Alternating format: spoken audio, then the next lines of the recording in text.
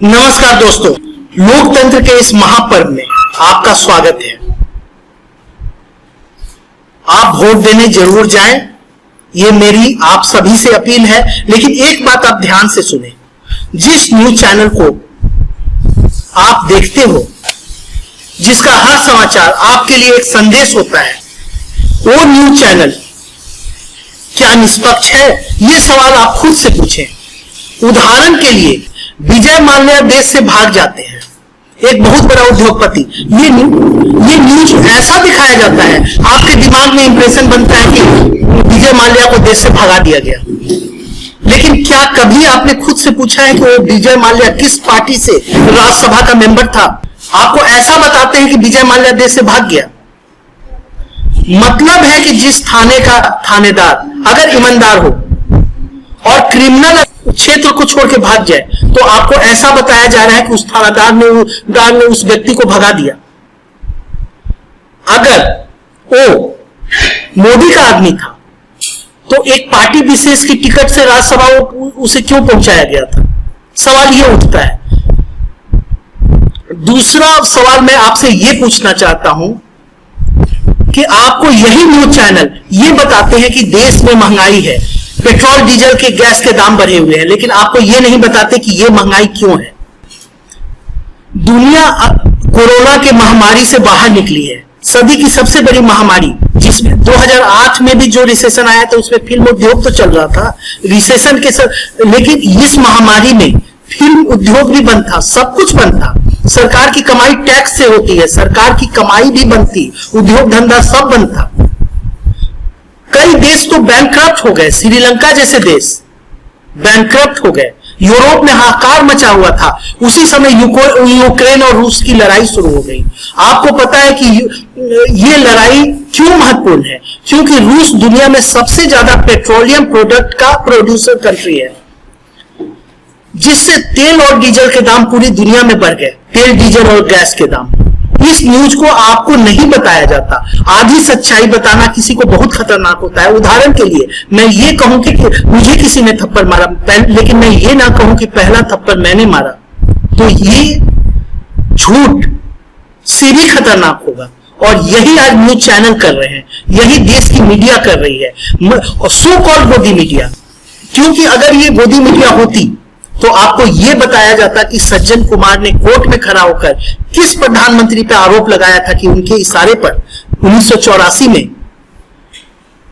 पूरे दिल्ली में एक धर्म विशेष के लोगों का दुकान जलाया जा रहा। ये आपसे छिपा लिया गया। ये न्यूज आया होगा, लेकिन एक दिन का न्यूज हुआ, छिपा लिया गया। आपसे ये छिपा लिया गया कि ढेलोरा क्या है, आपसे ये छिपा लिया गया कि वर्ल्ड का सबसे बड़ा सोलर पार्क राजस्थान में बनाया गया है। अगर आपको विश्वास नहीं होता, आप गूगल खोल के देख लीजिए। लेकिन आपको ये भी न्यूज छिपा लिया गया, लेकिन फिर भी ये गोदी मीडिया है। वाह! मतलब ये है कि ये किसी और पार्टी का होने का दिखावा करते हैं, लेकिन ये बैटिंग किसी और पार्टी के लिए कर रहे हैं। मैं एक न्यूज देख रहा था, एक व्यक्ति से सवाल पूछा जाता है, आप किसे वोट देंगे? बोलता है एनडीए को। पूछा जाता है क्या महंगाई आपके लिए मुद्दा नहीं है?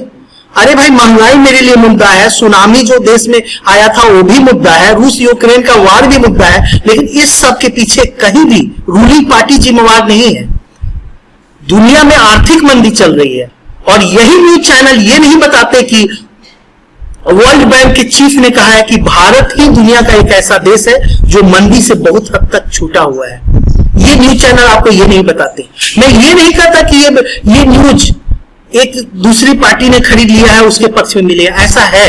ये हमारे लिए मुद्दा नहीं है। मेरे लिए सिर्फ आपको ये बताना है कि ये न्यूज चैनल निष्पक्ष नहीं है।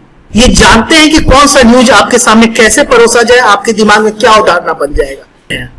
ये वही न्यूज चैनल तो आपको 2013 में एक पार्टी विशेष को दिन भर उस पार्टी विशेष का प्रचार करते रहते थे। खैर, मैं कुछ पॉलिटिकल बात नहीं करना चाहता, मैं सिर्फ ये कहता हूं कि ये न्यूज चैनल निष्पक्ष नहीं है, और ऐसे न्यूज को देखने से अच्छा है आप मेरे चैनल को सब्सक्राइब करें। आपको लगता होगा इतने बड़े बड़े न्यूज छोड़कर मैं एक छोटा सा चैनल क्यों देखूं? मैं आपको वादा करता हूं कि मैं आपको हर समाचार निष्पक्ष और टाइमली दूंगा। ये न्यूज चैनल जो कुछ पार्टी विशेष के लिए बैटिंग करते हैं, जिससे पैसा मिले वो उसके लिए बैटिंग करने लगते हैं, कि आपके दिमाग में कोई अवधारणा बनाने के लिए दिन भर कोशिश करते हैं। आपको एक न्यूज देंगे, जैसे कि ईवीएम पे संदेह पैदा करना है, तो न्यूज ऐसे बना के देंगे जैसे ईवीएम पे संदेह पैदा हो जाए आपको।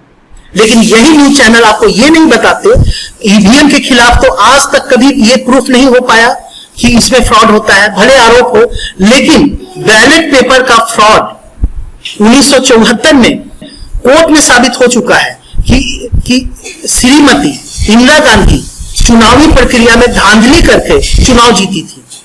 ये बात कोर्ट में प्रूफ हुआ है। ये न्यूज चैनल आपको ये नहीं बताते। उस समय बैलेट पेपर से चुनाव होता था, मतलब बैलेट पेपर से फ्रॉड तो सिद्ध हो चुका है कोर्ट में, लेकिन जानबूझकर ये न्यूज चैनल न्यूज को ऐसे ट्विस्ट करके दिखाएंगे, आपके मन में एक अवधारणा पैदा हो जाएगा कि कहीं कुछ तो गड़बड़ है, कुछ तो गड़बड़ है। ठीक, मेरे चैनल को सब्सक्राइब करें। जैसा मैंने आपसे वादा किया है, मैं आप हर समाचार निष्पक्ष और टाइमली दिखाऊंगा। मेरा छोटा सा चैनल को ज्यादा से ज्यादा संख्या में सब्सक्राइब करके आप इसे आगे बढ़ाएं। जय हिंद, जय भारत। और फिर से मैं आपसे अपील करता हूं कि आप वोट देने जरूर जाएं। और एक बात और, मैं हर न्यूज चैनल पर ये आरोप नहीं लगा रहा हूं, क्योंकि कई न्यूज चैनल सच्चे भी हैं, लेकिन ऐसा भी होता है, मैं ये नहीं कह रहा कि हर न्यूज चैनल, लेकिन ऐसा भी होता है कि न्यूज चैनल पैसा लेकर किसी पार्टी के लिए बैटिंग भी करते हैं। ऐसे न्यूज को आप निष्पक्ष नहीं मान सकते। कई उदाहरण मैंने आपके सामने रखा है, आप खुद सोचें, आप खुद समझदार हैं। जय हिंद, जय भारत। और मेरे चैनल को सब्सक्राइब करें।